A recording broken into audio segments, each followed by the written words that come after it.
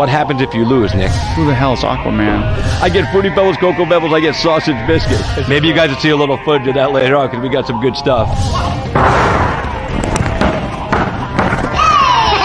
Philip Caduceus. There you go, baby.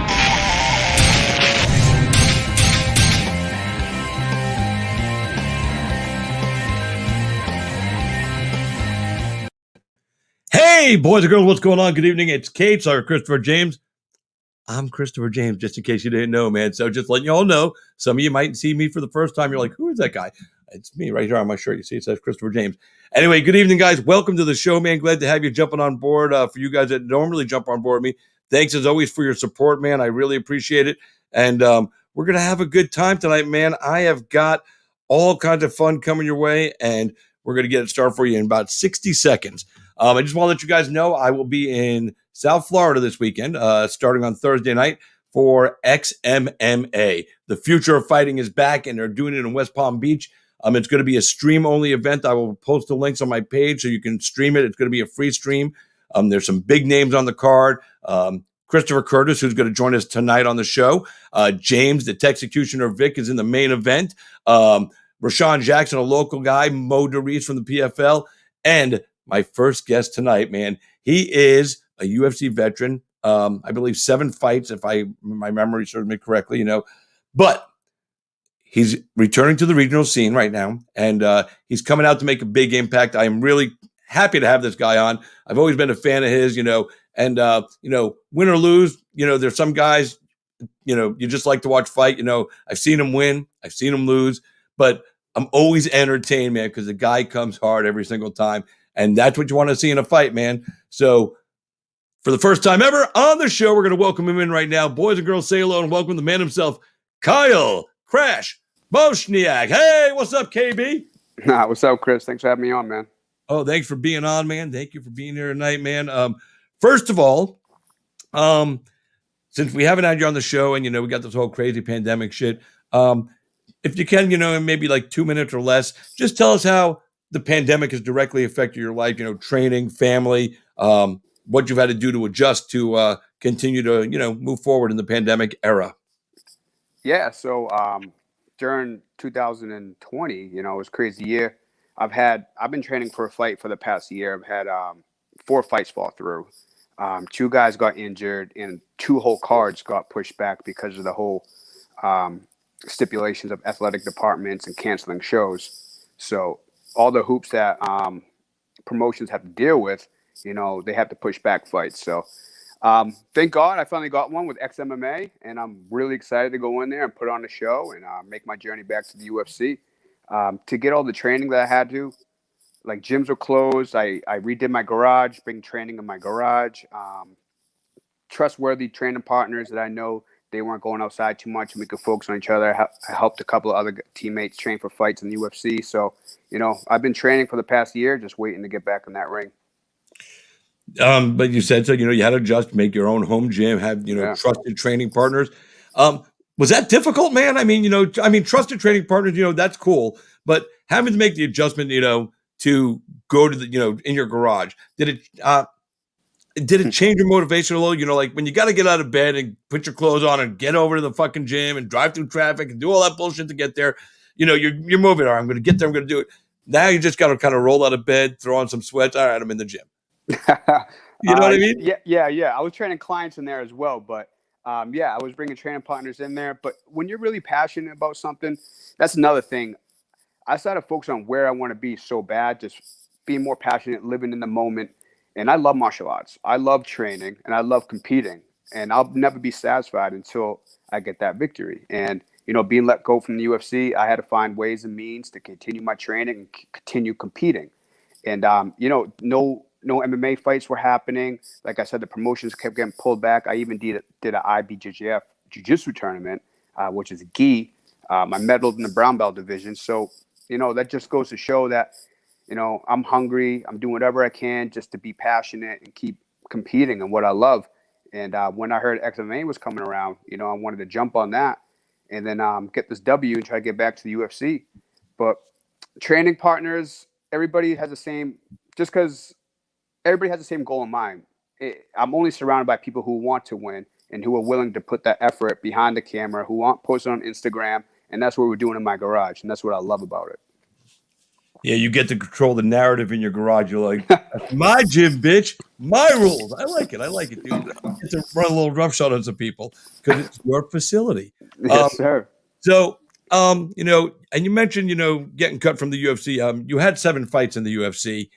And your record wasn't stellar in the UFC. It's not like unpublic knowledge. We can all look it up and we can see it.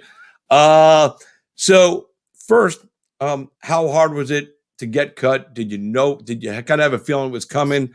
And did they call you directly, or did they go through your manager? I've never asked anybody this before, but since you brought it up, I just wanted to ask because I don't know how it happens. Did they contact the manager, or did you get a call from Mick Maynard going, "Hey, listen, dude, you're a fucking awesome dude, man. You're sexy. I like your style, but it's not working out right now."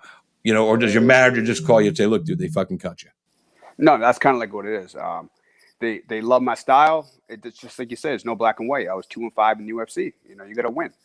They have to make room for young talent, and it is what it is. There's levels to this game. I swallowed it. I'm back to the drawing board, hungrier than ever. I mean, you beat up my friend Brandon Davis, So I mean, and I'll tell you, obviously I was rooting for my friend when you guys fought. I have to, it's my friend. I've announced him on the regional scene. I can't not show love to the guy.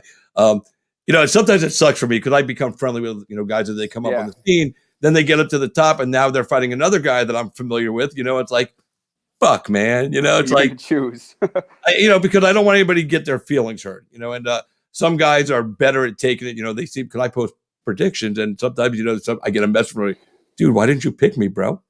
No, I don't care about any of that stuff. Your opponent's a plus or minus 500 favorite, and you're a plus 400 dog. I love you, but people come to my page sometimes because they think I know something, so I gotta kind of make it look like sometimes I do. Yes, sir. So I just tell you straight up, I picked Brandon over you. You made me look fucking stupid. Shit That's what I do. Shit happens. It does. I mean, that's the way it is, man. You're gonna put money on me this time, though? Well, I can. I'm working for the show, so there's no. I have to be completely neutral now. I can't. I'm working the event. Yeah. So, I see. I can't say like, listen, man, I'm fucking putting money out on Crash when the fucking Kaio's coming. Then Kaio fucking might see me in the lobby and kick my ass for not picking him. So I got to keep the face pretty and the pipes working. So, I'm working an event. True. I don't pick fights. I do tell every fighter though, as I meet them, my only hope for you is, win or lose, you come out under your own power. That's all I can ask for, for everybody. So, you had all these fights fall out. How did you get hooked up with XMMA? They're a company based out of Canada, and they decided to come down to Florida. I think we're going to do 3 shows here this year, they said. So, you might, do 3 shows with them and, beat up 3 people and, maybe get that call back. But how'd you get hooked up with these guys in the first place? My manager is just reaching out to every promotion in North America, really. I mean, I've been hungry trying to find a fight literally for the past year. I don't know how he did it. He found it. I think he had a connection with the matchmaker. Kyle's name is as well, and they wanted me on the card, so boom, we lined it up and we're gonna do it. And like you said, it's a good time of the year. Smoke some for me, brother. Dude, I will, and just so you know, because you probably don't want to smoke before your fight, but I'll tune you up after the fight. I got you, bro. And for all you kiddies out there, this is while this is a bong. Some people go, what the hell is he doing? It's medical marijuana. It's good medical marijuana. I'm just going to say that, but I have a prescription. That's what we do. My boy Forrest watches the show all the time. He goes, Chris hitting the bong during the interview. Fuck yeah. Normally I just did a blunt or a joint or something, but today was bong day. I just felt it. So, yeah. And it's funny. You brought up, your manager just found these guys. I saw a post about this show going up, so I reached out to them, sent them my reel. I was like, "Hey, do you guys have an announcer yet?" And then they hit me back, and the email I got was, "Wow, I just saw your reel, and you've got my attention," which makes me feel good. You know what I'm saying? So I sent him a clip of me announcing Roy Jones Jr. So I figured I'd. Oh, did you really? Oh yeah, fuck yeah, bro! You got to send the best clip with the fucking biggest star. Yeah, you do. You got to get the head job. I mean, so listen, and and I have to put together a new highlight reel. So you'll be on my highlight reel because you're a big name in the business. So me announcing names that are known by people, I feel like it makes me look better. Give me a Oh little. yeah, man, you're gonna kill it. You're gonna I'm gonna kill it. kill it, or I'm gonna fuck it up. It's gonna be one of the two. There's no in between Hit when you that ring bong out. in between fights. Oh, dude, can you imagine, dude, like walking into the ring, fucking.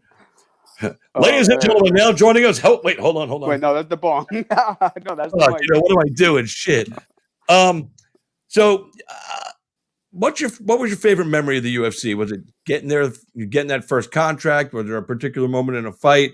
Was it meeting somebody that you always looked up to? Is there a moment that stands out to you?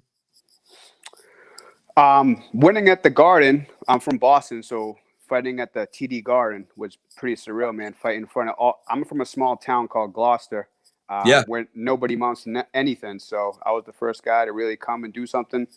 And everybody came to the Garden, packed it, and it was amazing. It felt I can't even put it into words. It was just so surreal. So just That's walking awesome. out, yeah, everybody screaming, getting that W versus your boy. But yeah, that was good. Yeah. Damn it. No. Damn it. Yeah. Hey, listen, man. Polar opposites. I was excited. You were sour. I was probably talking shit about you too. I'm like, what the fuck, bro? Fuck that guy. Even at the TV. Fuck that motherfucker. Because I get nasty at the TV. Hell yeah, I bet, man. I do too when I watch fights. No hard feelings. Nothing personal by it, man. No. So, and it's cool that you got to do that. Like you said, your UFC record wasn't stellar, but the fact that you got to fight a guy in your hometown, in front of your hometown people, that's stuff that memories are truly made of. So, even if you never get back, not trying to jinx you or anything, but at least you'll always have that moment that you got to go. You know what? I was in the fucking biggest MMA show on the planet. And I fought in the fucking one arena on the face of the earth that I always wanted to fight in front of my peeps. There's a lot of guys who never get, a hometown fight, and then there's, and like we were talking about Brandon Davis. I've seen my friends with. I mean, look, I'm friends with Mike Perry. Mike Perry's lost a lot of fights. He's won a lot of fights. Mike Perry catches all the shit. Some of it, he brings upon himself, but it's just life, man. You fucking you win and you lose. I mean, in We're MMA, all fighters. You win and you lose. Everybody isn't going to be Khabib or John Jones, or Israel Adesanya right now. But so people are going to lose. It's just it's how you come back from those losses. 100%. So now that you got this guy Caio Uruguay, what do you know about him, and what have you been doing to specifically prepare yourself for this cat? I know he's a Brazilian kickboxer. Yep. I think we have the same name. His just isn't Brazilian. I think he's a black belt in jiu-jitsu. I think you're right. Yeah. But no, I haven't been game planning too much, man. It's nothing I haven't seen. I've just been focusing on what I do and what I do best, and just go in there and let it fly, man. I'm not overthinking anything. I'm enjoying the process. Like I said, I've been chomping at the bit to get in a fight for the past year. A legal fight. A legal fight. Well, yeah, we'll keep those other ones under the radar. We won't speak of those. But yeah. No, I've just been training, man. I'm done overthinking anything. I'm just gonna go in there, let it fly, and have fun. May the better man win. Yeah, and that I'm glad you said that you're not going to overthink it, because you stated that you want to get back to the UFC, which lofty goal. It's harder to get back there. It's harder to stay there. I mean, you stayed through 7 fights, so listen, that's not that's the goal. If that happens, it happens. But that's not the mindset I'm in right now. I let go of all pressure of getting back to UFC. I let go of all pressure of everybody saying this kid's gonna kill Kyle. I let go of everything. I'm just going in there and doing the best that I can do. And when I do that, I'm at my fucking best. So we'll see. And that's probably that was perfect. You answered the question before I asked. I was going to say, what do you do? Because the pressure, because you want to get back, But I think at this point right now, your mentality and your mindset right now, it seems to me perfect. I'm going to go out there and do what I do best. I'm going to go out there and fight. I'm going to go out there and have fun fighting. And, if I have fun when I fight, I win fights. That's it. That's easy as that. If you can just think like that. It's easy as that. It's hard to get in there versus another kid that wants to kill you. But yeah. if you could just tap into that psyche, be like, listen, I'm just gonna have fun. This is what I do. I sign up for this. I train every single day of my life to go in there and kill somebody. I'm just gonna go in there and just let it fly. Stop overthinking. And whatever happens, happens. If it happens to win, you happen to win, and then maybe if you string, together, 3 really good wins, then you could start maybe thinking, all right, maybe I'm going to get the call from UFC or from PFL or even from Bellator. I mean, all those are definitely viable options for you. And even one, although, I don't know about one. Some people like one, some people don't like what don't you like about one? I've heard some guys say that, a lot of the stuff they put out in the press is phony. And as far as, they paint such a beautiful picture of it. But then I know guys that have been there and said, the ink on the picture is a lot duller when you get there versus when you're looking at it from a distance. And these are people I know, I trust them. I've also, I put up a couple articles about them because they told some stories about, they were lined up with one of the big drug testing companies, WADA, and they were lying. I reached out to WADA, and WADA said that's absolute falsehood, but they're claiming that they're doing WADA testing, and you can't lie to people about that stuff. And when you get found out, that makes it look shady. So I don't think they got any testing in that organization. That's a big thing. Yeah, I mean, fucking, so don't lie about it. You're not testing, but don't put out a false statement and then get busted on it. Because I found out about it. I was like, wait a minute. And I was the first one to fucking find out about it and busted them. And then I got a nasty email from somebody in their corporate fucking, communication saying that that they wanted to, if I didn't take down my article, that they were going to sue me for libel. And I was like, go ahead, sue me. I said, I've got the letter right here from WADA saying that you were lying. Here it is. I sent them the email. I said, there's the letter, dude. Do you really want to contest me? All right. And I never heard from them again. I had proof. It's not liable. I'm not talking shit. I went out, did research, got the proof. So, whatever. But if the money's right, fuck it, go. Because, fuck it. Hey, they're not water tested because I just told you because they were full of shit about it. So fuck it, But all the opponents you fought, my boy Brandon, you fought, Sean Woodson, the tough cat, Hakeem Dawadu, Zabit. Zabit is a guy that's, been pegged by everybody to be this next big superstar in that division. You took him to a decision. So, you lost the decision, but you went to a decision with them. Tell me what it was like being in there with that cat, because, I haven't spoken to anybody else that's been in there with him. And I just got to know, is the hype about this cat real? He's good. He's tall. He's smooth. He's quick. But his cardio suspect and his power suspect. Right. And I don't 5-round fights. I don't think he's going to hang with the top of the echelon in that bracket. Okay. When I fought him, I was still kind of green in the UFC. I got in the UFC 6-0 real quick. I went on a tear in 2 years, and I was in the UFC. Really didn't have any experience. I started training at 24. So, I got all my experience fighting the cream of the crop. And it was unfortunate. I only went 2-5, and I was let go.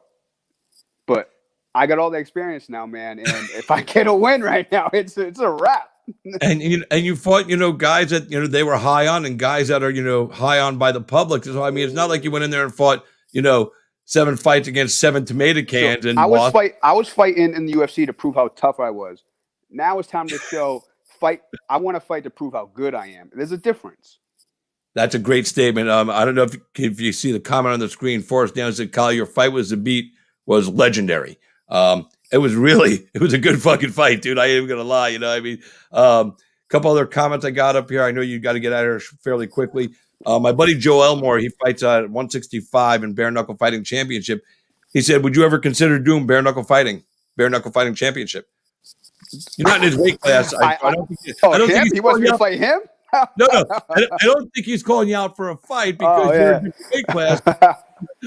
Yeah, listen, look, Joe Elmore's going after fucking guys. He's like, fuck it, I'm calling. No, fuck it, let's go. They're doing it. They pay well. And you're a tough guy. I mean, you're a Boston tough guy. That brings something to this kind of a fight, So yeah. No, it's fun. I've considered it. I've considered all challenges. I've considered going pro and Muay Thai. I considered doing bare knuckle boxing. I just thought it would be fun and entertaining. I'm always looking for a new challenge. I'm always looking just to conquer a new goal. So I did consider it, but I was talked out of it. I continued doing MMA. So Was it your wife that talked you out of it? wife, coach, manager. It's just, I mean, I'm sure I could have made a hell of money and got a lot of scars and had some cool stories, but it's pretty cool. I mean, I can always do it, but I want to make another run at MMA. Yeah, and he said he's not. Joe just coming. He goes, I'm not calling you up for a fight. He goes, I just thought your style would be really cool for BKFC. Fuck yeah, what? I just said, that's all I would do. Oh man, You don't gotta worry about trying to get away from that. You don't got to worry about getting takedowns. You don't got to worry about grappling. Fucking, you I can always use, got that. Yeah, I always you got that can in the use back the pocket, plum. though. You can use the plum because in bare knuckle fighting, not bare knuckle boxing, because they are different. Bare knuckle fighting, it's just boxing. Bare knuckle boxing is just boxing with no gloves. Bare knuckle fighting is fighting with no gloves, but being able to implement the clinch work. And if you're working in the clinch, if you're ripping punches, you can hold this motherfucker by the head like a Get fucking dirty. You can get dirty in there. Get dirty in there, man, and they love it. The way I like it, to be honest. I mean, Jim Allers, he fought in the UFC. I know you know who he is. And he wasn't known for his punching or striking and anything in the UFC. Then he comes to bare knuckle. He fucked the first 4 fights in. He's 3-0, knocking motherfuckers out. And it's like he found a new life. And I was like, wow, who knew? And I'm like, the first fight he had, he fought Elvin Brito, knocked him out like 46 seconds. After the fight, I'm interviewing him. I'm like, dude, why didn't you do this when you were in the fucking UFC? I know, it's crazy. He's like, I don't know, man. I know. It's nuts. So no pressure on yourself. I really dig that you're just going out there to have fun, and, going back, nobody likes to take a step back. But if you know the reason that you need to take a step back and you accept it willingly, it's a lot easier to do because you want to take, people say 2 steps forward, 1 step back. Well, you want to take maybe 1 step back and then get 2 steps forward, little opposite of what they said. And, it's not a bad thing in fighting. You string together a couple of good wins, fucking highlight knockouts, dude. Somebody's going to come knocking on your door. So, obviously the familiarity with the UFC, hopefully would be them, be like, hey, fucking they want me back. And then you get a second chance to, like you said, show how good you are, not how tough you are. 100%. I hope you get it, dude. I mean, I wish you luck this weekend. Like I said, I'm not picking you or Kyle. I just hope you walk out of the cage after the fight under your own power, and you don't have to go to the hospital for any other crazy, maybe a stitch or something, and they can do that in the back room. Is there anybody you want to shout out? Sponsors, friends, family? I don't know who's watching this. I tagged you in this, and then I'm going to reshare it later in an article from my website. But shout them out away, bro. Bull Nutrition, is that one of them? Bull Nutrition is one of them. They sponsored me for the XMMA. Hell yeah. But yeah, no, I'm good. Other than that, man, I'm going low key. I'm here for myself right now. Take care of business. So I'll see everybody when I get back home. That's it, man. All right. Well, listen, before you go, I told you in the green room. And look, this is when I tell you that people dig this. Look at this, dude. Here's the comments. Kyle has to sing or rap or beatbox or something. It's his first time on the show. My fucking followers know. They go and they know, like, oh, that motherfucker's never been on the show. Who said that? This guy Forrest right here. Listen, when I advertise my shows and I put up my guest list, he starts going through the research, and then he first, like in 5 minutes, I get a message. Hey, he's never been on the show. He's gonna sing, right? I mean, they get me every time, dude. Funny. Look, Debbie Gamble, yay, singing time. I mean, that's funny. So whatever you got for us, you can go fucking Boston strong and do some New Kids on the Block, because those are your peeps up there, Marky Mark, whatever, I'll do Daniels. I'll do a little beatbox for Daniels. A little beatbox. A little beatbox. Can you beatbox? I haven't done it since I got out of prison, but let's try it. All right, let's give it a spin. Ladies and gentlemen, I've had one other guy beatbox on the show. His name is Sherrard Blackledge. He trains at Syndicate in Vegas. He's fought with us down here at a couple of shows in Florida for Island Fights, and he's fucking awesome. Mike Davis. Oh, Mike, can you hear me? Yeah, I'm going to bring Mike in too. Mike, check this out, dude. We got Kyle Bochniak on, and Mike knows because I made him do it too. He had a thing. Mike's got a beatbox with me. Let's go. No. Mike's already paid his dues. And listen, Oh, he already Mike did not his only dues. had Okay. to sing on the show, Mike also got the honor of having Michelle Waterson sing him happy birthday live on my show. Okay. She That's tore a that happy shit up. birthday. She's All right, good. Crash, take it away. I'm only do about 30 seconds to see if I All can right. get it. I practice my win. A long time.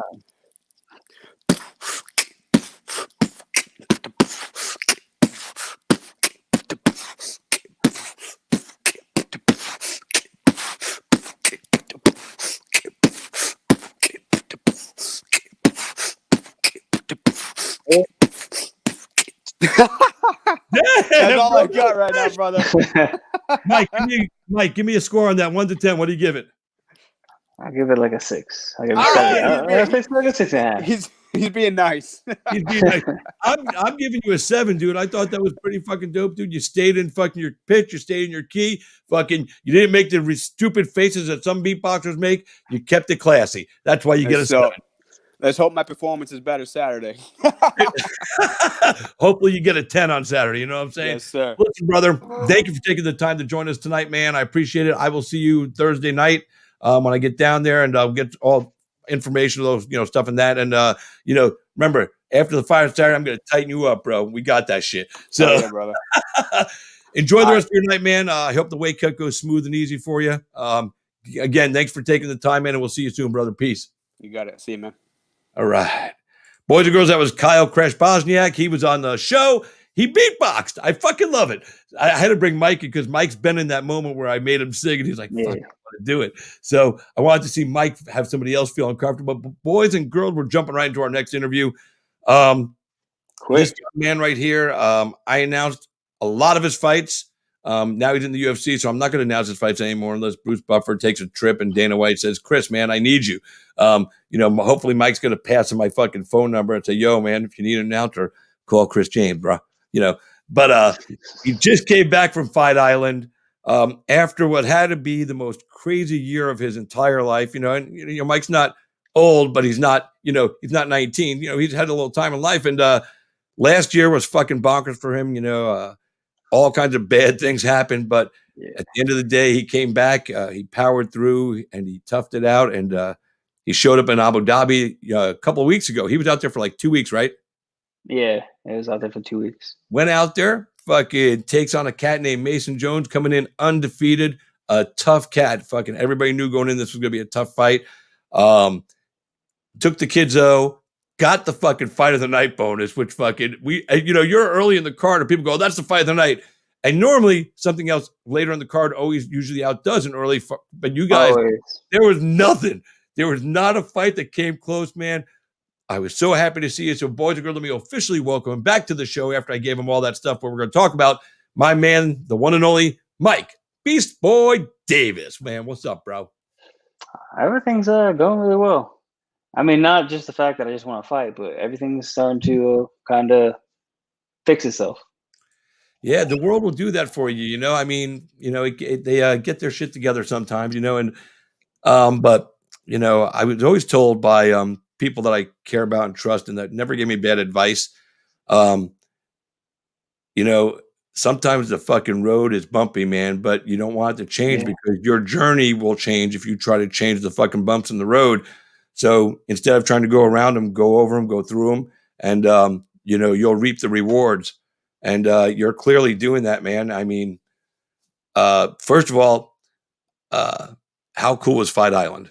We're not even going to talk about the fight, but just how I know they limited your spots where you can go, but you still had a lot of places you can go. There were still like poolside and some beachside. So, and the treatment, I hear like you guys get treated like kings. So tell us your Fight Island experience, bro. No, it's the same treatment. So I showed up at Fight Island and I was with Dustin and Mike Brown. So for 2 days we had to quarantine, but then once we were able to leave our rooms, we would just gather every day, pretty much watch some shows, jog, and every morning try to spend the days so we're not just sitting there around thinking about our fights. What about the staff at the hotel? Like, how cool are they? I hear like they do your laundry for free. Yeah. All right, so tell me that star treatment, bro, because I got to feel it from you. I got you. So also, let's say the hotel, everyone was exceptionally over the top. They would bring us anything we wanted. So we had quarantine meals where I don't think many people got this treatment, but we had quarantine meals that Trifecta will make for us. And every morning we'll go and they'll bring out, or we'll go get our food for the day. That's the only time we're allowed to leave the room. They give us our food for the day and we're there to eat. But everything they gave us was honestly shit. It was terrible. So I had to call down to the chef of the restaurant downstairs, and I was like, "Hey, look, the meals that I'm getting are kind of shitty. Can I have a bacon, egg, and cheese sandwich?" And they're like, "Oh, of course." And they just made me one. They sent it up to me. So I started taking advantage and doing it every day for every meal, and it was free. UFC covered it. Yeah, of course. By the way, Max Griffin, fellow UFC fighter, welterweight man, he said, yo, yo. And then he told me to tell you, he said, tell my guy, he said, what's up? So, Max Griffin, what's up? Max Griffin punched that guy's ear off his skull last year. Yeah. Oh, disgusting. And then he got a tattoo of the yeah. It was so cool. I had to write an article about it, man. So, so you got the chef to kind of cook you whatever you want. So bacon, egg, and cheese sandwiches, Mike Davis food. Perfect. Yeah. Did they get you any paper cakes? I'm not supposed to cut weight. So, well, I was, but I was just so light. And no, they didn't give me any snacks. I asked for a donut and they gave me this terribly dry piece of like chalk. It was the worst. It was the worst. Well, maybe you next time you go over there, know ahead of time that you can't eat them till after the fight, but you might want to bring a fucking 6-pack of zebra cakes with you. That was always your go-to. That you always told me that was your go-to, and then you were like, "Oh, I'm not doing it anymore." I switched to donuts. I 100% switched to donuts. So I don't really want to talk too much about what happened to you last year. I mean, you had some issues, you had some injuries, you got hit by while you were riding your bike. I mean, by a car. I mean, you had all kinds of stuff, fight, fall out with Giga. I mean, everything that could have went bad for you went bad.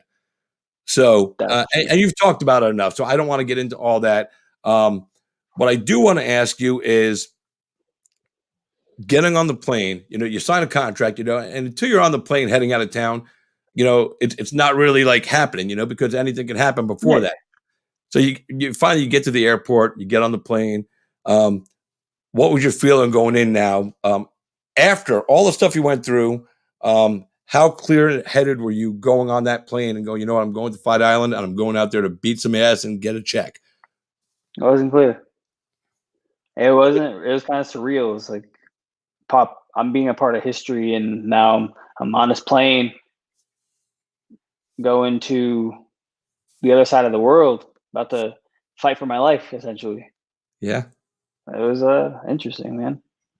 Was it? I do have to ask one thing about like. Did you? Yeah. I mean, I think you had mentioned it about, but I correct me if I'm wrong, but I think you said there was a point where you were even worried about getting back to fighting. So was it that much? Even did that make getting on that plane that much more important to you? Special, you know what I mean? No, because at the point of the fight, I was kind of at the, so like the emotion for giving up a career is insane, but I was at a peak where I didn't want to. So right before, when I was doing the fight camp, I got like a month or so to just think about, like, I'm really gonna do this. I'm gonna fight this kid. Doesn't matter who he is, and just see what happens. And I knew that was in my head, so I just jumped on the plane. I was ready to go. That's awesome, man. And I'm glad because, again, after a tough year, getting back on the horse, I guess, for lack of a better term, can be a little difficult for people in any walk of life. When it's a walk of life where you're literally putting your life out there, I would have to gather it's probably a little tougher mentally to get back for any fighter, not just you. I mean, some guys experience terrible losses, and it's hard for them to get back on the horse and get in that right mind frame. So I'm glad you did. You looked fucking incredibly like in shape. I'm not even talking about the fight, dude. You look like I think they even alluded to it during the weigh-in show. Mike Davis has to just cut pure water weight because there's nothing else on his body to fucking cut. There's not an ounce of fat on this kid. How true is that? What's your body fat percentage, dude? Because I'm telling you, dude, Hey, I've watched you over the years, and you've always been a phenomenal physical specimen. But man, when I cut weight, it just it's different now. it just sucks to my skin. But I don't know. I don't know my body fat percentage. The last time I got it checked was at the UFC Institute in Vegas, and it was under 2%, which I don't believe. I can't believe that because I eat Dude, nothing but. have you looked at yourself in the fucking mirror, bro? Like, go look at your Yeah, weighing picture and go, yeah, I'm okay, so I get it. fat. I know. Listen, you feeling like you're fat and actually being fat are two different things.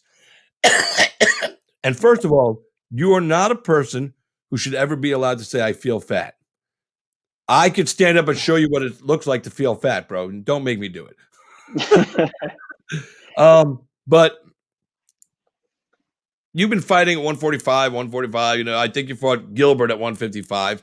But other than that, and you want to fight at 155. So is that the next Yeah, plan, that you're taking a 55 fight finally and start to make that climb in the division? Because I'll be honest, I looked at you during this fight and I looked at your weight cut. And even if you're telling me it was a hard weight cut, it didn't look like that when you stepped on the scale to us. It looked like you were just like, shit, another brother. day. It was another day because Yeah. cutting to 155 is not bad. People think that I'm this big dude. I'm like 184, 185. I look big, yeah, but I walk around like 166, 170, and that's me eating cereal, pizza, pancakes in one day. So And a I'm donut. just I'm not a heavy person. Always donuts. Yeah, I always get a donut every single day. It doesn't matter what's happening that day, or if I'm cutting weight. I eat donuts while I'm cutting weight. It doesn't matter. You're not eating a donut on like weight cut day, like the final day. Yeah, yeah, Before yeah. you weigh in? I had one of the donuts when we were in Abu Dhabi on like weigh-in day. I woke up and I was 154 when I woke up, so I was like, oh, I have a donut. Let me grab that, and I ate the donut and drank a bottle Before of you water. stepped on the scale. Yeah, Wow, dude, that's ballsy. I was 150. I was like 154, like flat. So I was like, oh, Yeah, I know. What'd you come in? 154 and a half, right? For yeah, your official? So that was the donut right there. So you had plenty. yeah, You could have eaten the two. donut. You could have eaten two. Probably. You've been down in American Top Team for a while now, man. And, you know, you're. I know you're working with Daru on like strength and conditioning, and I know you're working over at the gym with the other guy. I know Phil Daru moved off to his own gym to do the weight, strength training and all that stuff. Now that you've been at ATT for a while, where would you grade your progress from like where you were before you got there? As far as like, are you 10% better? Are you 20% better? I would say the skill set I've learned from being down here for a year, I would say my skill set has doubled in percentage. Wow. And you look, I've been grinding since I moved down here. I would even say 75%. wow. I've been putting my mind to this MMA stuff, and I'm training every day, 2-3 times a day. With studs. I literally do nothing else but train. I don't work, don't do anything but train. And you're training with, the high caliber athletes at, same level, UFC fighters, and some of the biggest names. By the way, Debbie Gamble says you must have a hole in your foot because you don't look like you eat donuts. A hole in my foot? Yeah, it means it goes in this way and comes out your foot, so it never stays. Oh. Okay. My boy Forrest Daniel says he loves when you fight, Mike, because you always get my picks right for you. So every time he picks you, he's right. So that's what he's saying. So he wants you to. He picked when I lose too. Asshole. No. I'm thinking he probably picked against you when you lost. Forrest, did you pick against Mike? Yeah, because your statement is confusing. Inquiry Ryan's want to know. My boy Garrett Kerman, he just said Mike Davis, the GOAT. Nice. That's nice. Chris Levette, from Pensacola and Island Fight says, "What's up, champ?" What's up? Yeah, man. Fuck you. The people love you, dude. So let's talk about that fight, man. I forgot we even had to talk about the fight. So you take on this Mason Jones guy. He's a tough kid from Wales.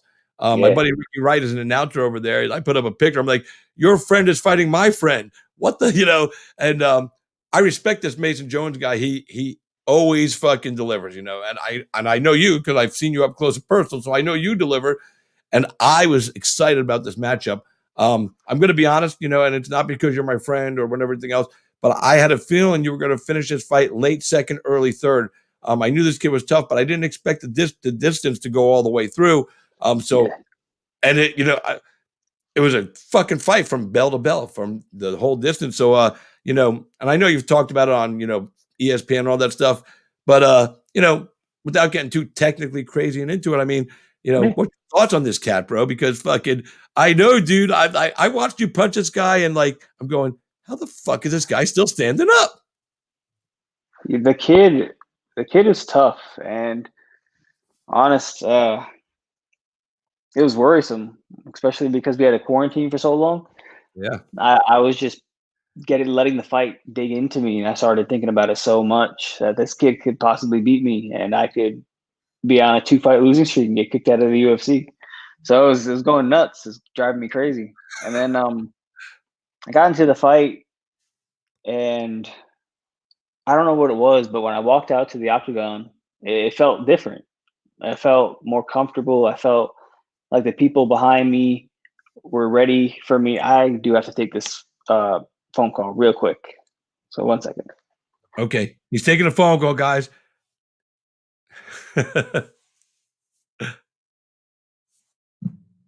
So while Mike is on the phone, so we were talking about his last fight with Mason Jones out at Fight Island a little over a week ago. They fought to a decision. Mike got the decision win.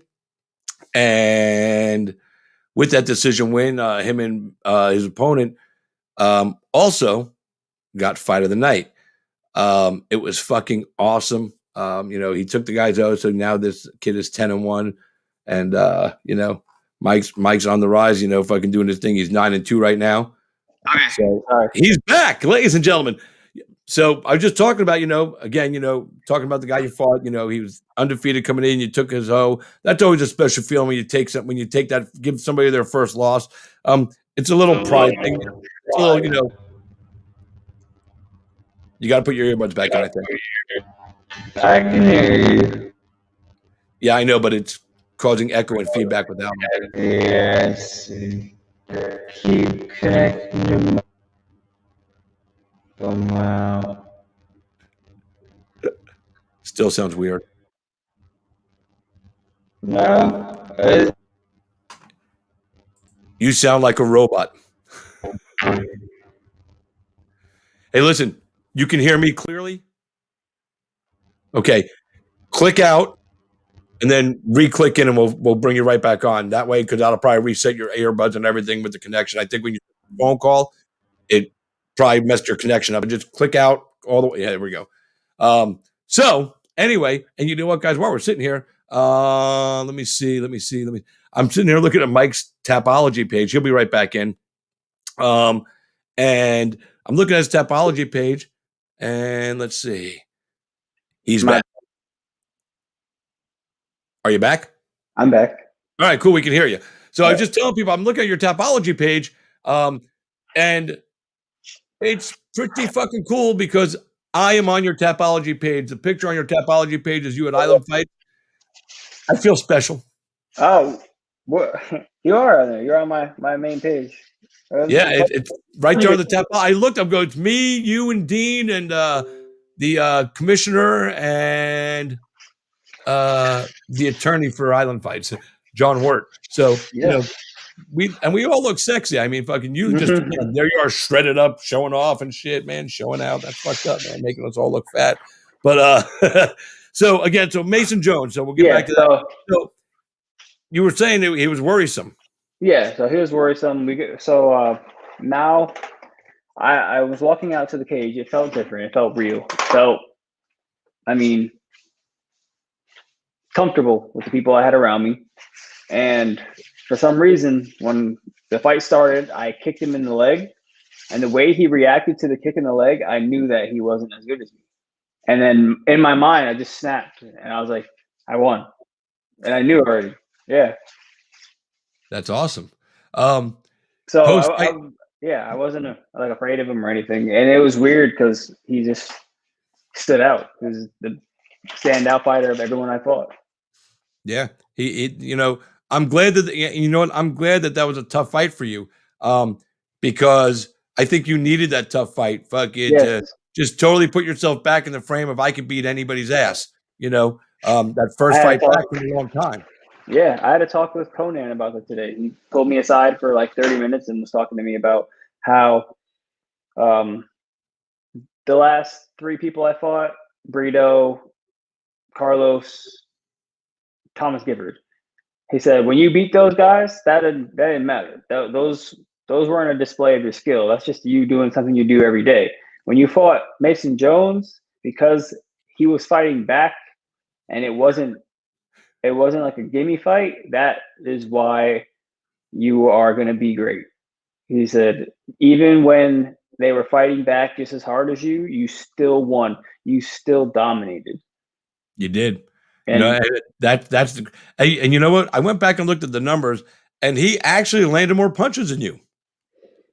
I don't, they didn't throw as much punches. Huh? I threw like half the amount of punches he threw. I Literally half. know. You threw half, and you were close. Your efficiency was so Yeah, much better. way But better. but he threw more and he landed more punches. I was like, man, and because most people, you look at the numbers, and if they didn't see the fight, they'll go, oh, how did that guy win the fight when the other guy threw more punches? And I'm like, well, they say, well, you always got to go back and watch the fight. And then if you're not sure, you want to find out, you go look at the numbers and see, and kind of get an idea, hopefully, of why a fight went a certain way. So, but yeah, I mean, there was no doubt in my mind that you won that fight. Post fight, right after they announced, your winner, Mike Beast Boy Davis, and you're like, fuck yeah, right all over ESPN, dude. How did that feel? It felt wrong. I immediately like, oh my god, I'm so sorry, I forgot. I was just so shocked because I didn't see the fight from the outside. I didn't know if I performed as well as I did. So and I knew he was still there. He was still standing next to me. And every time I fight, I finish my person. So for him to be standing there and for them to call my name out of a decision, it was just like, oh my god, I was like the happiest ever. Oh, we know. We heard you. Because you went, fuck yeah. And then you went, oh, you caught yourself after you said it twice, man. But that was pure emotion, dude. And that's why it's okay, man. So now, I see. Now somebody's going to ask a question here, and I'm going to show it to you. I can see it. I can see the question. I don't know if you're watching on Facebook because I put up on the screen here so you can see it. So I already think I know the answer, but which was sweeter, Mason Jones or Thomas Gifford? Mason Jones. It was definitely the sweeter victory because Thomas Gifford, I rocked, like almost knocked out in the first 5 seconds of the fight. Yep. Or 10 seconds of the fight. He's a tough country dude, man. It took him a little while to finally get put out too. Yeah, I remember it was like, what? Yeah, he just wouldn't go. And that victory was just me fighting myself. The entire fight, I was fighting myself to just keep fighting, like morally to keep fighting. And I was just swinging my punches. It wasn't very satisfying. But this fight, like, this was the most satisfying fight of my life. Yeah, and like I said, I think I knew the answer was going to be that because we just discussed it. But I think there's no way because again, here you're fighting a guy that's 10-0 coming in with all the hype. He's had gold in a top notch regional show. So it's not like you're fighting a tomato can. You fought a guy that brought fight with him and made you really showcase what Mike Davis does. He made you bring it all out and with no ground game really in this fight at all. I mean, you brought out all the striking, the footwork, the head movement, you ate some punches along the way. I mean, but that's part of fighting. So, I mean, but it was an all around good victory for you. Yeah. You're still pretty, bro. You're still pretty. I didn't really get hit. I don't know. I don't know what the significant strikes they had because the only thing I had a little scratch on here and a little scratch on the side. Yeah, they're already healed and gone. Yeah, no, dude, you're young, you heal up quick, and again, you didn't really take any significant damage. I mean, he hit you. I know some of those punches from that kid had to hurt. I mean, if you said they didn't hurt, you'd be lying. Getting hit by anybody, I mean, if they got enough power, it hurts. Fuck it, it's supposed to hurt. But you showed, and again, the thing that really impressed me was because I've never really seen you get hit like that from anybody. Oh yeah, no. So I mean, again, that's not to blow you up. I mean, I've seen a lot of your fights live because I was there doing them, and I've watched every fight you've had, since you've been in the UFC. I've never seen anybody be able to tag you the way the kid did, and like again, he tagged you with some good shots. So it was weird to see, but I was happy to see because that shows a level of growth that you're able to go out there and take on that tough, like Conan said. You took on the tough guy. He brought fight to you. You felt what he had to bring. You never stopped your game plan, and you went out there and you won the fight. And that's the way it's supposed to be. So yeah, mission accomplished. Free trip to Fight Island. Fucking the chef on call. That's how Mike Davis rolls. It was the best time of my life. So I also know that financially last year was tough for you. So how good was it? How good is it to get that extra $50K to fucking kind of maybe get you back on the right side of finances? Amazing. Yeah, I'm on the right side of finances, and then with just the money I made from showing up, not even the win, like I'm back. I have made enough now to kind of satisfy myself for a year and a half, 2 years. But I plan on fighting. Hopefully, if I don't need surgery and it'll let me train and clear me without a 180-day suspension, because that's what they're talking about. For my hand. Yeah, my hand. I took the cast off, but you probably still see it. I don't know. Yeah, doesn't see how look this bad. is black. It's broken. Yeah. It's broken. Yeah, it's badly broken. Badly broken. So you might have to have surgery. You might have to I'm hoping I don't need surgery so I can fight. And the Miami card they have coming in April. Well, that's if they still come to Miami. Yeah, I still think that they're going to opt for the Apex. Florida's open for business. We were the first state to host. But here they would do full fans or half fans or something like that. Right. No, I get it, and I know why you would want to be down there. I mean, it's close to home for you now because you're down in that area in South Florida. So let's hope. But yeah, the broken hand, dude. Yeah, and hey, and don't fight with a fucked up hand, bro. No, I'm not going to. Yeah, get it fixed, dude. Fucking so that way you can go out there and make all the cheddar. So in 2 years from now, you maybe have 5 more fights. 6 fights in, fucking. Then you're set up for life. You're smart. I had a dream or a vision or so while I was sleeping for the 3 hours I get a night. No, I don't sleep at all. Me neither. I get like 4 hours, and that's like that's it. That's all I can sleep. I don't know why. And I was signing a contract for a single fight for $800,000. Who are you fighting? I didn't see that much. All I saw was the contract. I was like, I should probably call Abe because I think they messed up this number. What they didn't tell you is you're getting $800,000 and you're fighting Francis Ngannou. I don't know, but that's a goal. That's a dream right there. I'm gonna bring that to reality. Sign an $800,000 payday for one fight. My dream for you is to be able to sign, contracts for fights that are going to fucking put you $1 million. Yeah. I want to see the $1 million Mike, $1 million Mike Davis. I'm going to be there. Yeah. I'm going to get better. I'm still young, right? Yeah, dude, get better. Listen, you're young. You've made the right move to, a world-class camp. Yeah.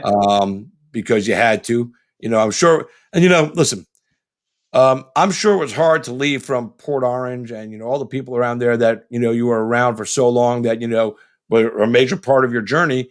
That's not an easy thing to do, but, sometimes it's the right thing to do for the career. And sometimes, you always have to look out for you.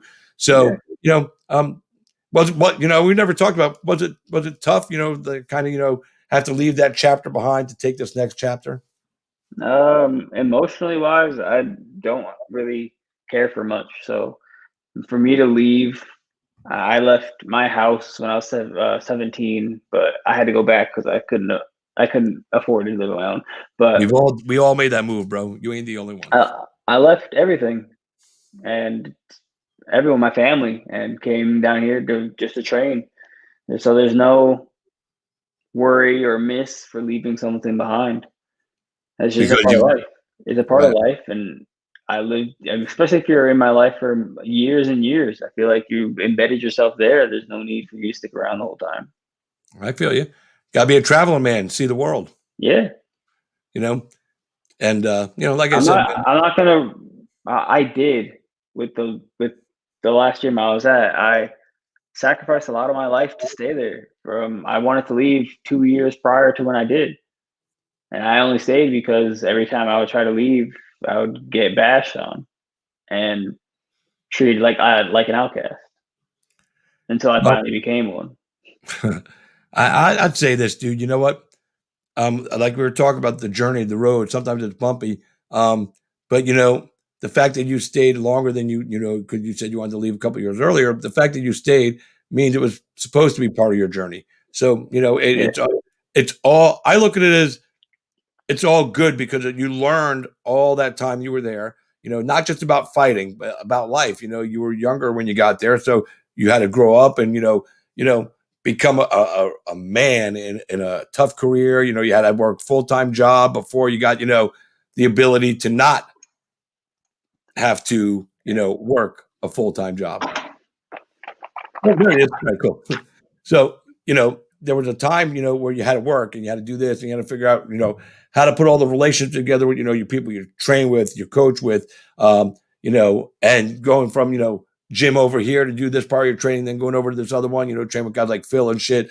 So, but like I said, it's all part of the journey that makes you the man you are today. So as long as nothing crazy happened to you, I mean, it's part of it, dude. It's a good life, and a lot of good came from there for you. So I'm glad you were there because we never would have met you. We never would have met Mike Davis. We never would have seen what you turned into. We never would have had you at Island Fight. So I'm glad. It's been a fun little trip. It has been, dude. Along the way. I it's funny because I remember, you bitching, quite a few times when we would talk, I would see each other at an event and you weren't fighting. You're like, nobody wants to fucking fight me, man. Fucking. and now I don't think you're going to have too many problems finding fights, at least not yet. I had trouble already. A little bit. I know. So who's in your radar next? I don't know. We're talking about that as well. Definitely thinking about calling out a top 20. Ooh.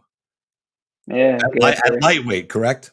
At lightweight. Yeah. We're staying up there now, right? Yeah. Yeah. No more 45 late short notice. Fuck that. We'll see. It depends on because I can still make 45. So if anyone wants to offer me good fight, a lot of money, I'll take it.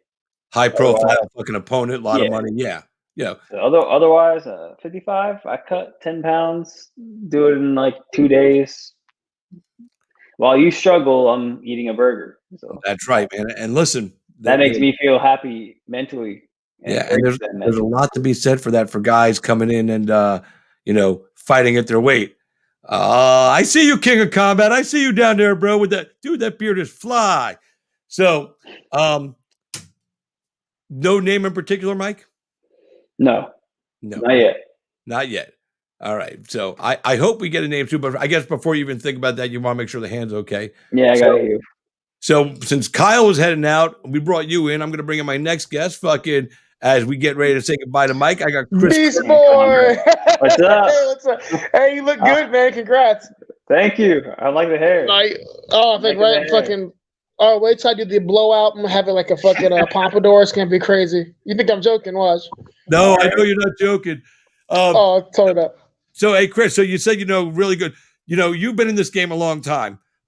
Mike got fight of the night at Fight Island against that Mason Jones cat, an undefeated kid coming in. You've seen Mike fight before, obviously. Yeah.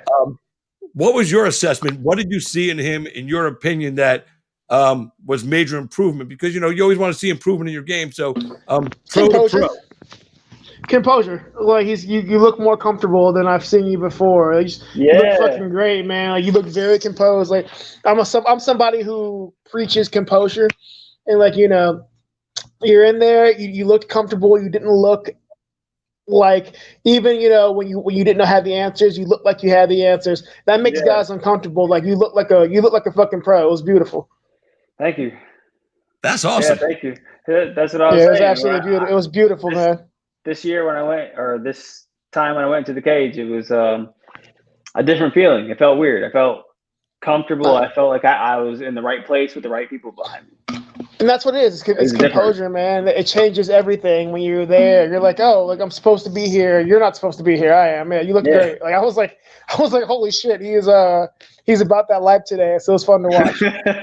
That's the perfect phrase. He's about that life today. He was about that life today. I was like, Hey, Chris, how many people do you have cornering you this show? How many guys did you bring? It's I brought Sean Strickland and one of my managers, Lance. Sean, just because we've been together for years, you guys know, he's my unfortunate road dog. You might have to sneak Mike in, so you might have to add a third corner guy. So you got Mike to come hang out the fights with us on Saturday night at West Palm. Oh, dude, are you in Florida? Yeah. Bro, come down. Fuck it. Dude, come down. Fuck it. Where are we going? West Palm Beach, dude. Next week West Palm Beach. XMMA is doing a show in West Palm Beach at I don't remember the name of the venue, but I'll send it to you. I'm ringing out for these cats. So he's fighting. James Vick is fighting. Kyle Bochniak is fighting. Reese, okay. Sean Jackson. Bro, come down. I will get you in the corner. All right, yeah, let's do it. Let's do it, bro.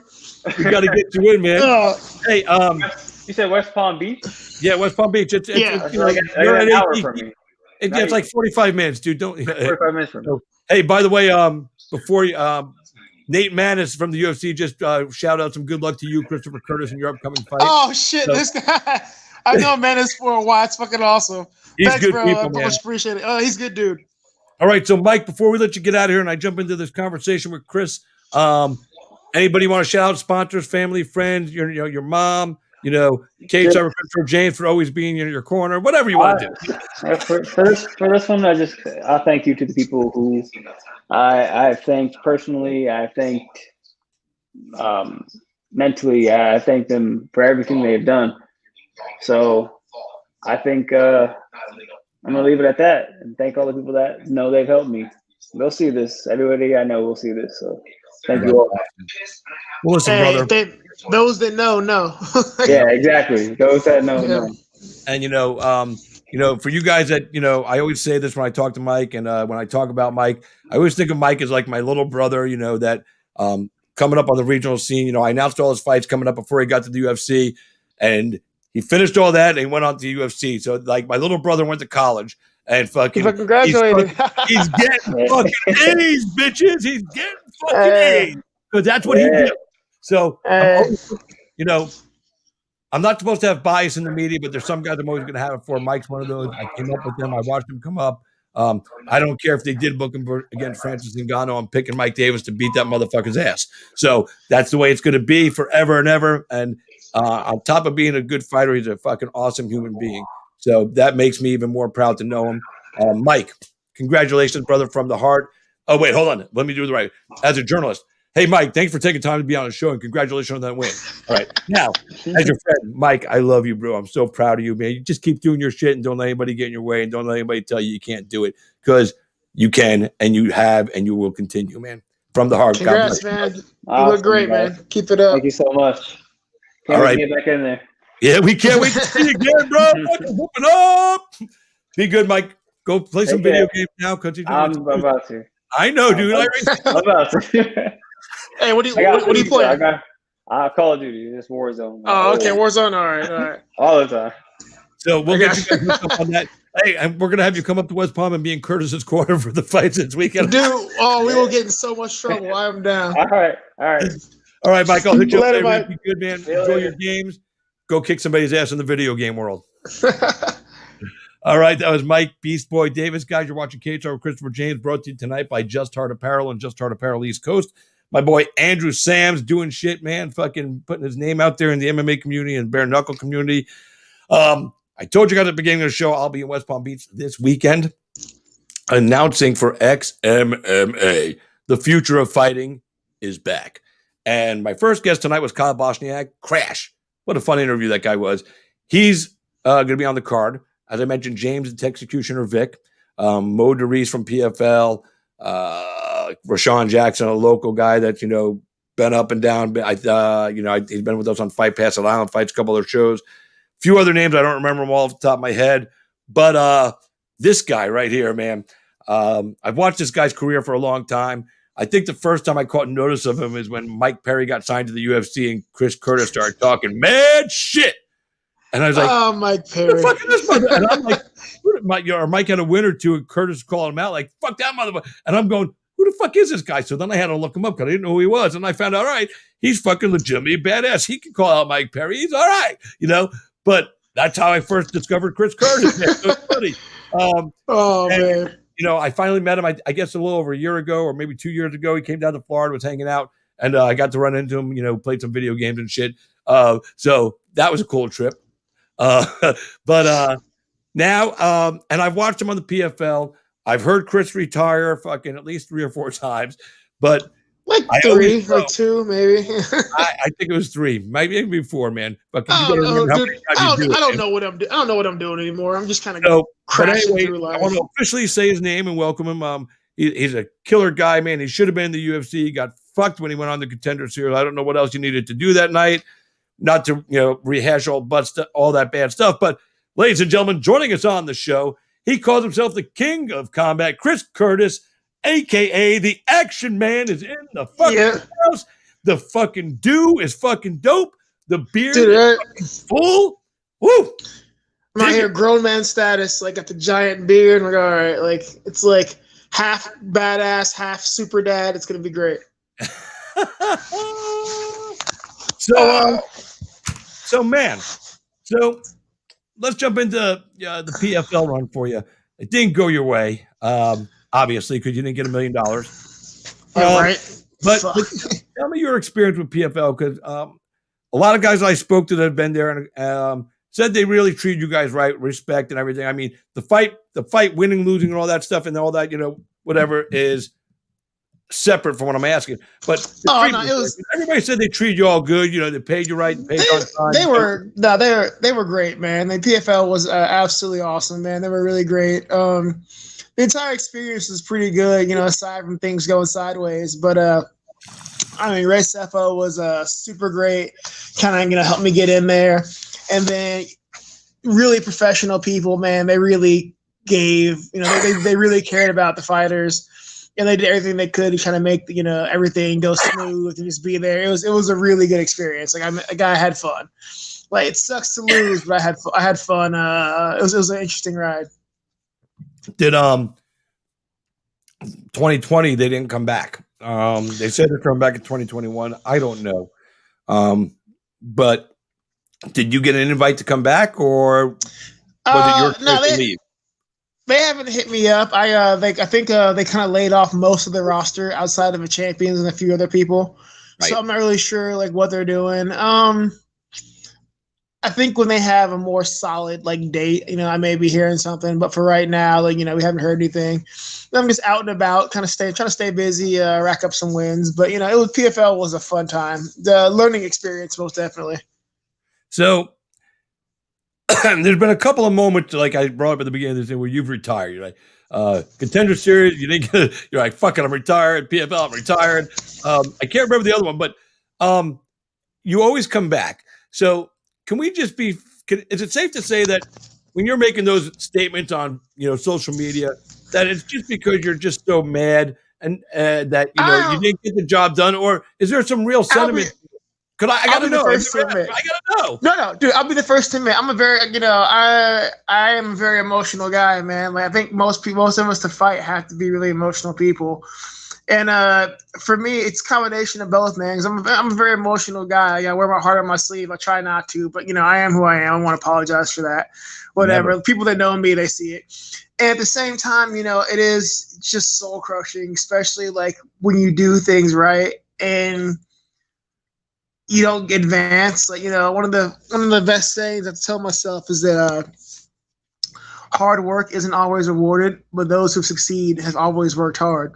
And it kind of plays into that because, like, honestly, I'm learning to accept that I'm one of the best guys out there, and people who train with me, people, go to Cali, go to Vegas, go to Florida. I am known as one of the best guys in the room wherever I go, but It just may not be in the cards for me. But it just sucks because when I started this, I was 20, I had a newborn. And I gave up a lot of my 20s to do this, like time with my son, time with my family. It's cost me a lot of like relationships and personal connections.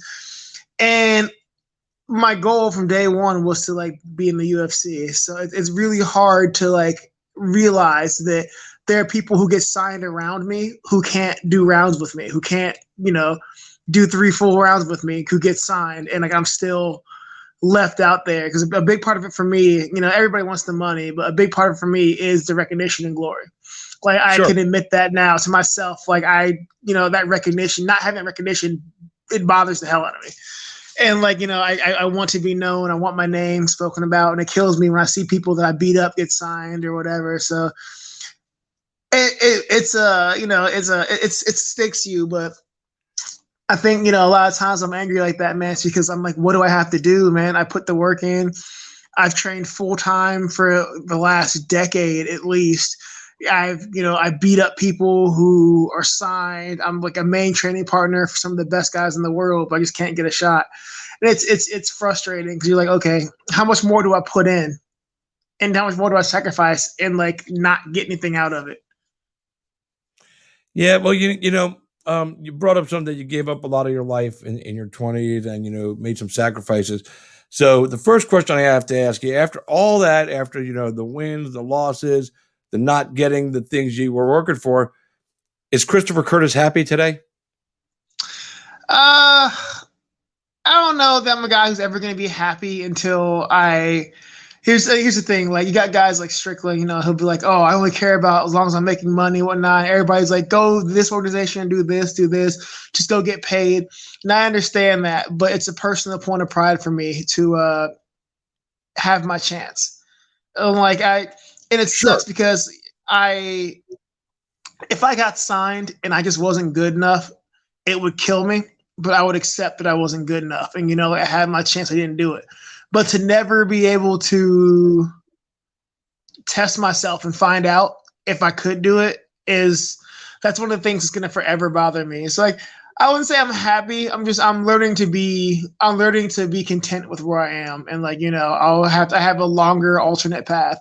So wherever I end up, I'm not going to nuke the rest of my life for it anymore. So it's a work in progress. And the reason I say happy, and I'm glad you used the word content, because at the end of the day, Christopher Curtis is more than a fighter. So, you have life outside of fighting, you have relationships and people. So as long as you got people around you that love you, that care about you, that support you from, the moment the sun comes up till the moment it goes down, and fucking repeat that every single day with you, life is good. That's one of those things I'm having to relearn at 33, that like, this doesn't have to be my entire life. Like there are things beyond this. It's like certain things will always like bother you, but you can learn to live without it. Like I've got a 13-year-old son, which is great. He's freaking awesome. Like the best thing about all of this.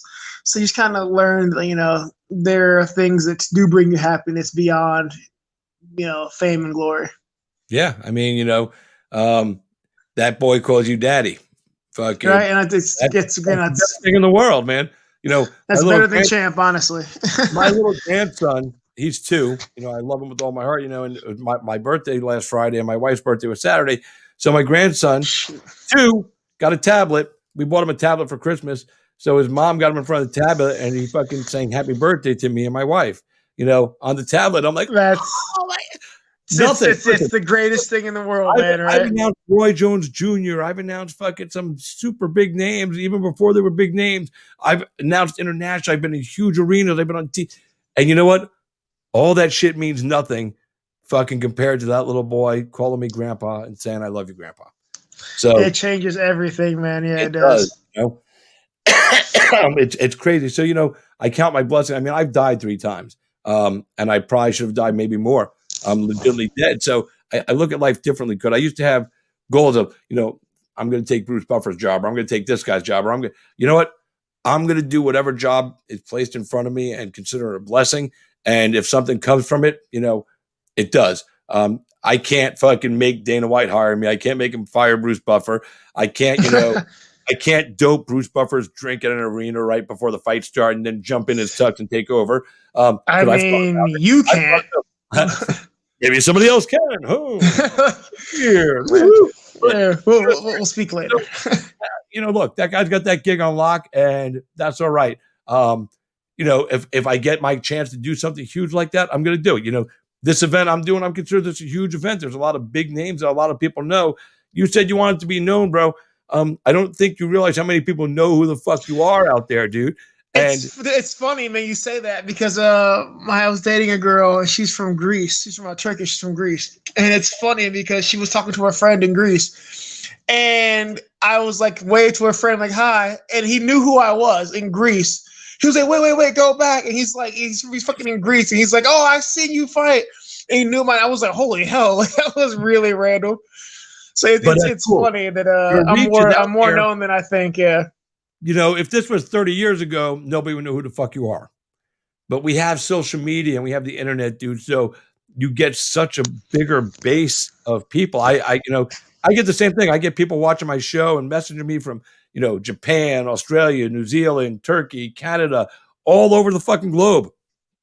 I don't know who they are. Digital age. It's cool. You know, it's like, it is. It's awesome. Yeah. We're all like next to each other, millions of miles apart. I got like 400 messages from people fucking on my birthday, you know, and a lot of them from like other countries that, you know, and like in England going, hey, mate, blood, you know, you're awesome. Blood. I love your show. Happy birthday. That's awesome. You know, it's like, it's Isn't cool. It cool? You know? We're just like, man, you're like, this is weird. This is awesome. I'm like, all right. I dig it, man. I have a lot of English fans. It's very strange. Things like that when, you know, when people, you know, like, same feeling. You go out there and do good work. You know, you like when people show respect for you. I get that same thing. When people tell me I do good at my job, it hits me right in the feels. And because you care about you care about your craft. Like you care about we have different crafts, but it's still a craft, and we care very much about our craft and like how the legacy that we leave behind from our performing it. So it's the exact same thing. Is like you put your heart and your soul into what you do. I'm just not going to get punched in the face to do it. That's all. That's right. That's why online I have the voice of a 15-year-old, so I can announce if I wanted to. So yeah, we all have our specialties. Everybody's got their spell. I sound like you should sound, and you sound like I should sound. You know? Yeah, there we go. Like it's we play the cards we're dealt. Oh my God! Welcome to right? the show. We play the cards we're dealt. I'm just like, bro, I can never again. I don't have the voice for radio. I can't do it. Yep. Like so, it's whatever. You know, you got a face for radio. But bumps. Oh, look at me! I am gorgeous. What are you talking about? You know what's funny, dude? I just said I got a face for radio, but a club I work at, my boss Todd. When I first started doing all this ring announcing shit, you know, they would always tease me about this and everything. And then one day he comes up to me, and he's not one to give out. I mean, he's the coolest guy to work for. I've worked for him for a long time. You know, almost nearly 20 years. But he doesn't go out of his way to like throw praise at you for anything. And he goes, you know, Chris, I just got to tell you, man, and I hate to fucking admit this, just so you know before I say it, but you not only sound good when you do those things, you fucking look fucking good when you're doing that. I said, duh, you know, but then I said, no, thank you. Because coming from him, it means a lot. Because, I don't, he doesn't do that to people. So I was like, but you know, like you said, you know, you look good. I know I look good, you know, and as I've gotten older, I look better, you know. You got, especially when you're announcing though, you've got great energy though, which is always so I love when you're announcing. You've got great energy and it's fun. And it's very fun. You, dude, I'm fucking psyched, right? Dude. This is gonna be fun. the Action Man, and James Vick and Bochniak. This I told card is Bochniak, really crazy. I told Bochniak during this interview, you already know how I feel. Fucking, it's going to be an honor to introduce you. But, there's a lot of fucking names on this fucking car. I mean, it's just nuts, dude. And these guys are going all in. I think. I hope my check clears. I'm like, what's happening here? This is like, I'm at the Hilton. I'm like, man, I just want my check. Yeah, I know. We're all at the Hilton. Make sure my check clears. Yeah, jeez. Yeah, I asked for cash. No.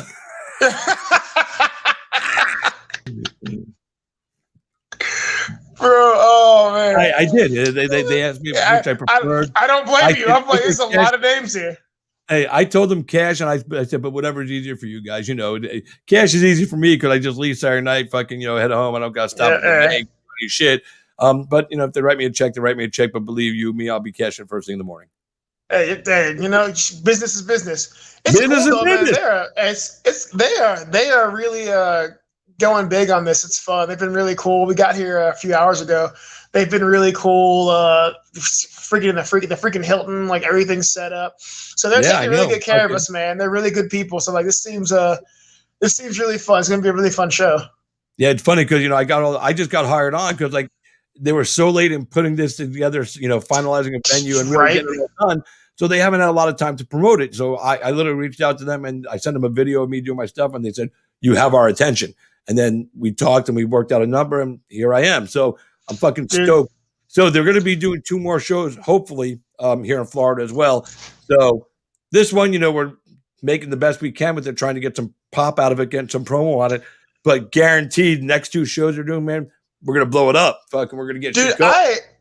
I mean, this. I am always happy when like people come in like this. Like it's awesome. So I'm like, I'm straight up. If they're gonna put more shows on, if I'm not on, man, I'll go out of my way to promote these. They seem like really cool people.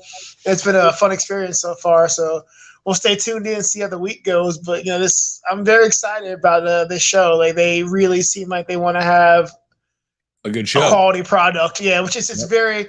You have a lot of shows that come and go in MMA, but like they seem like they really want to have a quality product. And for me, especially, it's weird because you don't see a lot of like startup shows really trying to take care of the fighters and people. So like that sticks out, and like they're really bending over backwards to make us happy and try to keep everybody happy. So I'm like, all right, well, like I am definitely intrigued, guys. Like you guys have my attention. I'm gonna go out here. You guys trying to take care of me. I'm gonna go out here and bust my ass for you guys and put on a show. So I'm excited to see where this goes. Sandra Bailey Curtis, I'm guessing that's your mom, right? Mom, hey mom, what's up? She says, I got you 1,000,000% every day, champ. No, my mom, she doesn't watch me fight, but she's like become my biggest fan. So like she's it's funny that we speak like every day. I haven't called her, which is why she's probably on here. But nah, man, she's my biggest supporter. So hi mom. You got to Florida? Nah, I was flying all day. She's probably like, why didn't you call me? But no, my mom's great. Like my mom's great. She's she won't watch me fight, but she's very supportive. Now, Mama Curtis, if I walked up to your son down in South Florida and smacked him in the face, he'd probably beat me up. But if you give me permission to smack him for not calling you when he landed, I will carry out your wishes, Mama Curtis. And he won't. And then he won't fight back because he knows it's coming from mom. See? Yeah, she will. And she will give you permission too. Like that is. If she pops that permission up, I'm gonna have to do it. We'll have to shoot a little video. We'll give you a little. All right. She'll give me. So you're taking on Kyle Stewart at this bout. Oh, look at that. Mama said exactly. Uh-oh. Yeah. I knew she would throw me into that bus. Dude. Yep.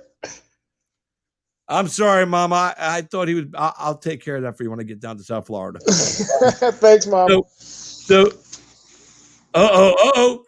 she said, "Smack his ass." All right, so I gotta carry your mom's wishes. Sorry, dude. I won't crack. You know what, Mama Curtis? I'm gonna wait till after his fight, though. I don't want to fuck him up before he gets into. I don't need to get too messed up. I'm an angry little Jewish kid from Brooklyn, but I pack the heat. I tell you. So you're taking on Kyle Stewart coming up this weekend. What do you know and what do you do? Oh man, I've known Kyle for a long time. I actually like Kyle Stewart. He's a really good dude. We've known each other long. We've always been two dogs barking on opposite sides of the fence. We were in LFA. I was chasing him.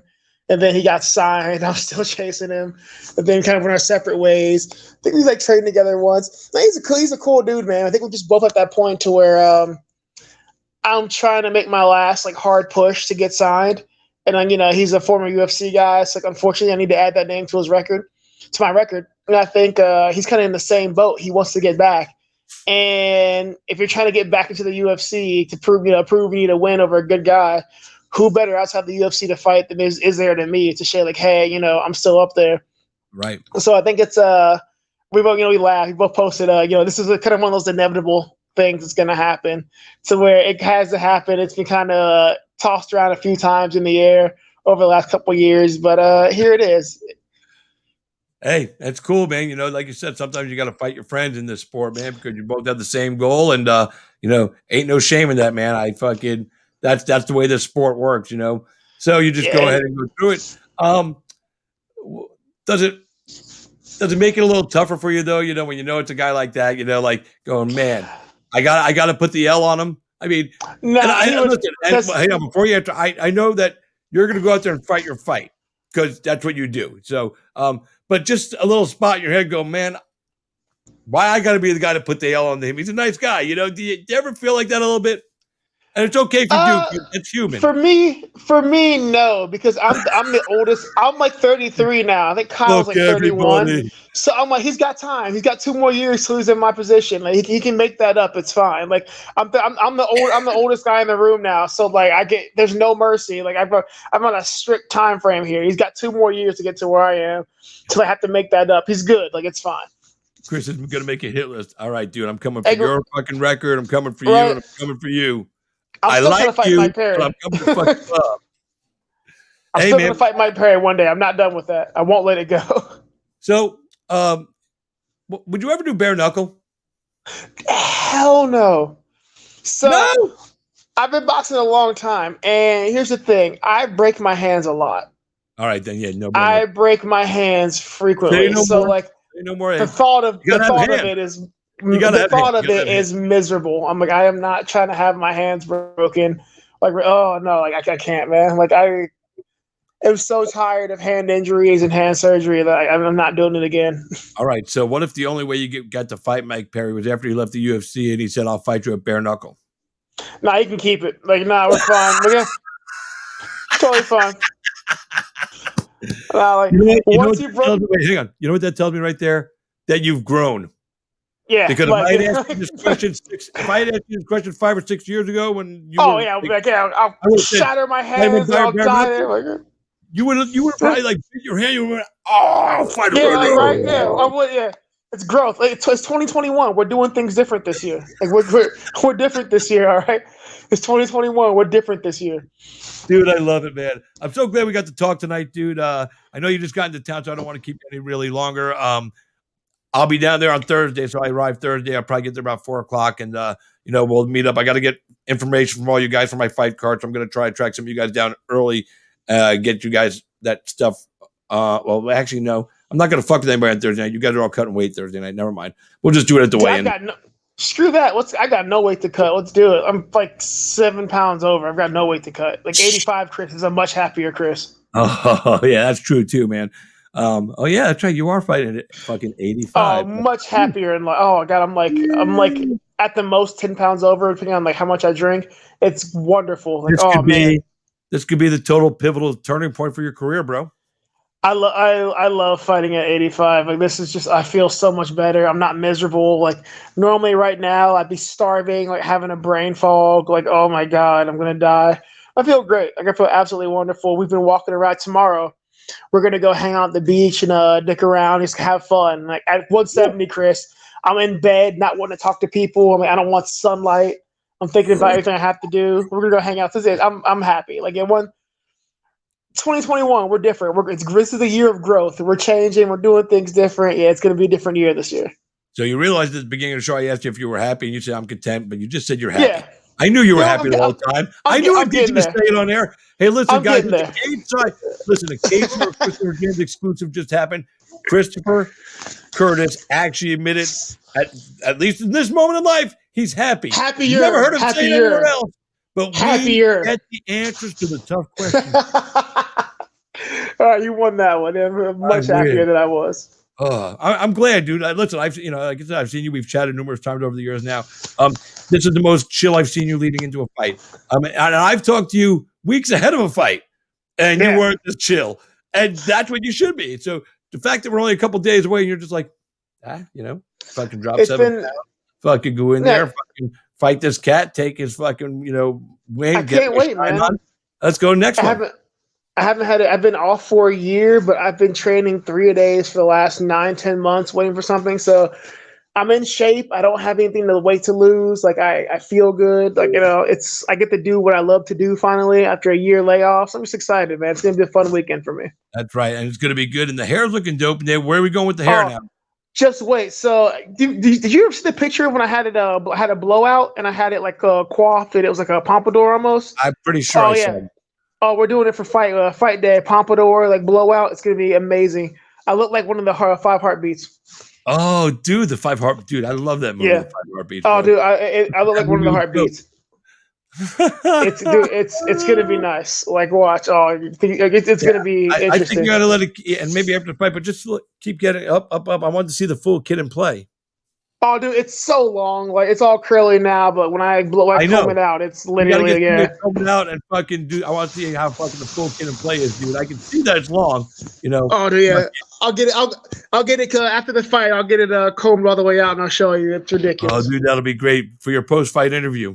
I'll keep a comb in my water bucket. Well, listen, I told Kyle this because he was he goes, so you're pulling for me, right? I said, I'm not pulling for anybody on this. I said, I'm working the event. I have to stay completely neutral on this. So I'm going to give you the same message I gave him, and I'll say when I see you live. I don't care if you win or lose. I only care that both you and your opponent walk out of the cage under your own power, and you can do that. Win or lose, fucking, I think you're a cool cat anyway. I've seen you win. I've seen you lose. So fucking, it's whatever, man. It's part of the game. I can't root for you. I can't root for anybody because that would be unethical in my mind. And even if nobody says that's how I am. If I'm doing an event, I play no favorites, man. Whoever wins, wins. When I first got into this game and I had some guys that were friends and they would lose and I have to talk to the guy that beat him up after fucking in a post-fight interview, it was very awkward. Yeah, go I was very yourself, abrupt. Like I wanted to just restrict you, man. You just beat up my friend, man. What the fuck? And I can't say that, but I'm like, you went out there and put on a show and you beat Mike, man. How do you feel? I was very monotone, fucking, and I did that for like 2 events, and then somebody said, Chris, he goes, you're letting your emotions show through your fucking interviews. You can't do that. So that's when I stopped and I just cut it off. I said, I can't do it, man. I don't want to look like that guy. So I've seen my friends lose. I've had to interview the guy to beat him up, and I treat him the same way I would have treated my guy if he had beat that guy. That's the way it's got to be. I got you. So, that's how it is. Yep. Business. It's like you go to a basketball game. You're in the Madison Square Garden. The Knicks are playing. Hey, that was a great shot by Patrick Ewing for the Knicks, 2 points. And then coming down the other end of court, Alonzo Mourning for 2. For the other team, no respect for the fucking home announcer for the other team. It's like, Alonzo Mourning 2. As long as they can say it, man. That's how I would treat guys, and that was wrong. And I actually went back and apologized to a few of them. Fucking, it wasn't like a ton of guys that beat up a bunch of my friends, but there was like 2 or 3, and I was like, I didn't do you right. It's like I didn't do you right in your interview, man. For that, I apologize. I let my feelings get in the way. You beat up my friend, bro. What am I supposed to do?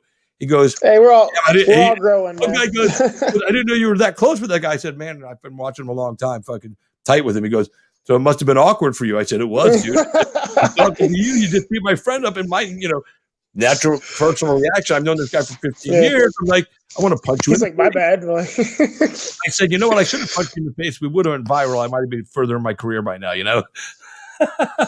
Missed opportunities. Hey, shit happens. Ring announcer assaults fighter. Film at 11. All right. Listen, brother, I'm glad you made it in safe travels to get here. I'm glad they put us up at the Hilton. Fucking, I saw Bochniak's room. I was like, dude, place is dope. He was my first look, Dude, so this is dude. Walking around, it's a over to bunch the of window. half-naked women. Like, Let yeah, me see the it's a bunch window. of half-naked women in this hotel. Like, this is crazy. I know, dude. It's West Palm, dude. Just like, look at this, dude. Like, There you go, you dude. see this? Yeah, this is crazy. Yeah, I'm digging it. Yeah, you're fucking right off Okeechobee Boulevard, dude. I know right where you are. Yeah. I'll get in trouble out here. And that's not because I have the address written down anywhere from. I don't. I just know, I used to live down South Florida, so I know some of the spots. So I knew Hilton on Okeechobee Road, Okeechobee Boulevard, right there. Fucking. So I'm digging it, dude. That's awesome. But I've never been in the joint, so now I'm happy we're going in, coming down to put on some fights. It's XMMA. The future of fighting is back. Saturday night, live in West Palm Beach. On the card, my man, the king of combat, Chris Curtis, taking on Kyle Stewart in a middleweight attraction. And Chris likes to fight at middleweight, just so you know. Oh, right. Yeah, God, yeah. So if you want to shout out any sponsors and maybe apologize to your mom for not calling her, dude, now would be the time. Yeah, definitely. Sorry for not calling your mom. I'll call you after the interview. I'm fine. Just big shout out and thanks to Lance Spotty and everybody from Iridium Sports Agency, my management. Jason House, look after me. Dude. Yep, Jason House Love and Lance those guys are always taking care of me. Big shout out to E2 Evolve, who have been really feeding me, making this transition really, really, really easy. Jake Shields has been a huge part of this camp for me. Wow. My head coach John Wood and everybody else have been in Abu Dhabi for 3 weeks for Fight Island. Yeah. So Jake Shields has really, really, really helped me out with this camp. So, Jake and Sean, Brad Tavares, Puna, Maki, all these guys, the Hawaiian crew, thank you guys for being a big part of this for me. And everybody else, like Mike said. You fuck around with Sherrod in the gym? Sherrod is one of the best dudes you'll ever meet. So, like, he'll give you the shirt off his back. I know, dude. He's been on my show. Back. I've announced him at fights down here. He fought for us at Island Fights. Love that kid, man. He's got such a bright future ahead of him. Yeah, Sherrod. Yeah, he's Sherrod. He knows. Like Mike said, man. Motherfucker. Right? Like Mike said. You heard of beatbox? Sherrod is just have 1,000. I've lived with Sherrod briefly, so like, okay. We'll share Sherrod's stories next time. I promise you. All right, cool. We'll do that. Like Mike said, man, for everybody else, for those, thank everybody who supported me, who's there. For those that know, thank you guys. I love you, and I'm gonna give you something fun to watch on Saturday. Well, listen, man, thank you so much for taking the time as always, Chris, man. As a journalist, man, I'm glad to see you back in action. As a guy that totally digs you, dude, I'm really happy to see you back, and I'm happy to see you happy. More than seeing you fight again. I'm just happy to see a smile coming out your face, dude, because I haven't seen that in a while. And that's important for every part of your life. That smile is important. So it says to me that you've really grown some, and that when you grow and you get that spot, you perform everything in life better, dude. So I'm looking forward to that fight. Going to be honored to announce your name, dude. That's pretty fucking dope. I like that shit. I will see you this weekend, man. I'm very happy to finally have you call me, so I'm going to make it worth it. We're going to make it fucking rock, dude. We're going to rock the WPB, bitches. Y'all don't know. Hell yeah. You're already in town. I'm coming to town. It's the CNC Fight Weekend Factory. They don't know yet, but they will. Watch. They don't know yet, but they gonna know. They know. I'm going to be doing this shit to them all the time. Listen, man, enjoy the night, man. Sleep comfy on that nice bed there, and I'll see you Thursday. All right, man. Take care. I'll catch you later. All right. Be well. Guys and girls, that was my man, Chris Curtis, the action man, the king of combat. Great fun show tonight, man. Fucking Chris Curtis, Mike Davis, Kyle Bochniak. Had a lot of fun with all these guys. Hope you guys enjoyed the show. I will be in West Palm Beach, like I said, for XMMA. The future of fighting, they're back. And we're kicking it off our season for 2021 in West Palm Beach. I will share the streaming information with you guys. Once I get into town on Thursday, make sure I have it all right. I don't want to steer anybody in the wrong direction. So we'll get it all put out to you. Thanks to all my guests, Mike Davis. Love you, dude. Fucking Kyle Bochniak, man. Fucking great talking to you. Chris Curtis, again, fucking another awesome chat with you, brother. That's it. We'll see you in West Palm Beach this weekend. And then the following weekend, it's the Super Bowl. Then the following weekend, I'm in Pensacola for Island Fights. We got all kinds of stuff. We got the Super Bowl. We got Bare Knuckle Fighting Championship. Same week as the Super Bowl. It's Knuckle Mania. Okay? Knuckle Mania. That's what it's called. So hope you guys tune in, get the fights.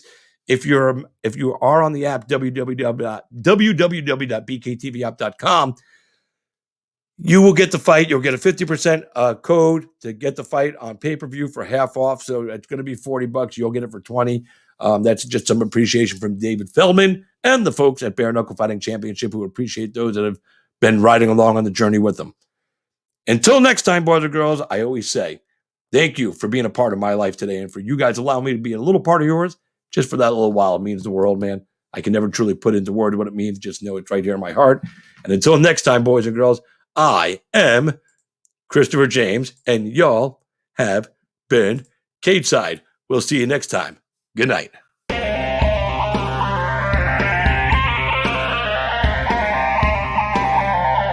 What happens if you lose, Nick? Who the hell is Aquaman? I get Fruity Pebbles, Cocoa Pebbles, I get sausage biscuits. Maybe you guys will see a little footage of that later on because we got some good stuff. Philip the Deuces. There you go, baby.